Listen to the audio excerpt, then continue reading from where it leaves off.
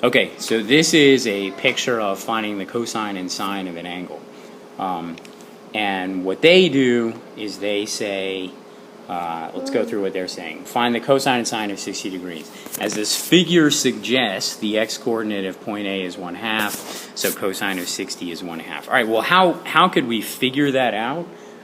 Really, this line right here is what we need to know. Okay, so I want to review 30, 60, 90 right triangles. Okay, and you said, I asked you just now if you remember about 30, 60, 90 right triangles. And I said kind of. Sort of. Okay, well, what do you know about equilateral triangles? Well, let's say I have an equilateral triangle where each side is 1. Okay, then. Okay. Now, what are the angles in an equilateral triangle? 60? 60? Oh, okay. 60. Okay, so they're all 60, right? All right. So we'll say 60, 60, 60. Okay. And then what if I do this? What if I cut the equilateral triangle in half? And I have now... right triangle? Yes, a right triangle. This right triangle right here. What are the angles in this right triangle? The angles in this right triangle, this one's now 90 degrees. Right. This is still 60. Right. And this one is now 30 because you cut the 60 in half. Right. Okay, so I'm going to redraw this triangle. Good idea. Down at the bottom. So now what we have is, we'll use green. Okay. We have a 30, 60, 90 right triangle. Okay, and this is 60, 30, and then a 90-degree angle. Okay. Now we agreed that this side had length 1. That's how we started. Mm-hmm. Okay. I'm going to call this side H because it's like the height of the triangle. And then this side on the bottom, how long is that? This side right here. 1/3 of H.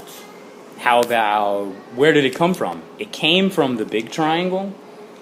I cut 1 in half, right? Okay. So 0.5. Yeah, there we go. All right, so that puts this bottom thing at 1/2. Yep. Right? Okay. Now, what's the Pythagorean theorem say for this triangle? A squared plus b squared equals c squared. Okay, so what's C? 1. 1. Okay, so we 1/2 got... squared plus h squared is equal to 1 squared.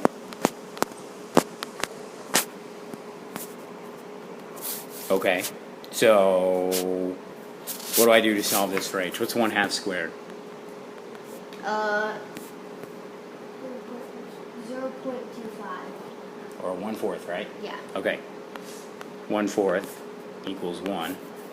So subtract 1/4 from both sides, and I get h squared equals 3/4. Yeah. Right? Take the square root of both sides, and that tells me h is square root of 3 over 2. Okay? Okay. You got all that? Wait, 3 over 2? So, square root of 3/4 is like the square root of 3 over the square root of 4. Oh, yeah. Okay? Alright. So, that tells me h is root 3 over 2. Alright, well, let's go to the picture that they give us in the book. Okay, let's go all the way in. Zoom all the way in. Alright, well,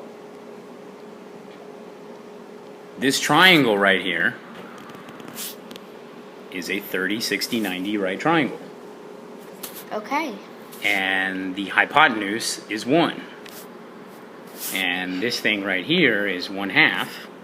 Okay. And we just did the calculation to show that this thing is root 3 over 2. Okay. Okay? So this coordinate right here, this is an xy coordinate. right? So this is x comma y. The x-coordinate is exactly 1/2. And the y-coordinate is exactly √3/2, right? That's how far I go on the x is 1/2, and how far I go on the y is √3/2. Okay?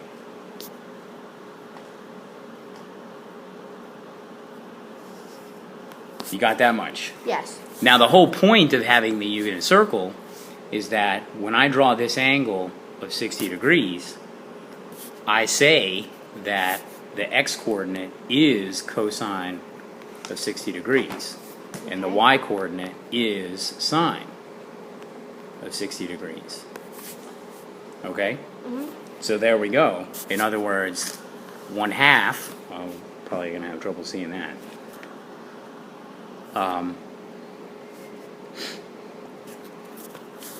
1/2 is exactly cosine of 60 degrees, and √3/2 is exactly sine of 60 degrees.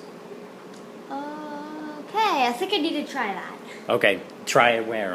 Well, we'll try it on a piece of paper. Okay. Separate, okay? But this video, put it all together, should make sense when you